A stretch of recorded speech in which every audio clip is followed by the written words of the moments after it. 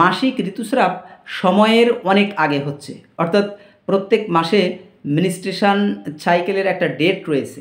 হ্যাঁ, তো এই যে ডেট, একটি নির্দিষ্ট ডেট, তার কয়েকদিন আগে পরে এটা হওয়াটা স্বাভাবিক।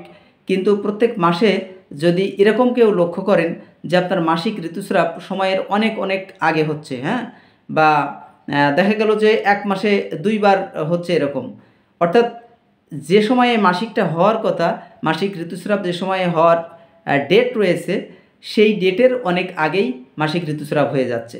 তো এক্ষেত্রে হোমিওপ্যাথিতে কয়েকটি মেডিসিন রয়েছে যা খুব সুন্দর কাজ করে এবং সঠিকভাবে ঔষধ নির্বাচন করে রোগীদের ক্ষেত্রে প্রয়োগ করতে পারলে 2-1টি ডোজেই তারা কিন্তু সুস্থ হয়ে যেতে পারে। যেমন ক্যালকেরিয়া কার্ব বা ক্যালকেরিয়া কার্বনিকা এবং অ্যালেস্ট্রিস ফ্যারিনোসা, এই 2টি মেডিসিন এই সময়ের আগে মাসিক ঋতুস্রাব হওয়া এই ক্ষেত্রে খুবই গুরুত্বপূর্ণ ভূমিকা পালন করে।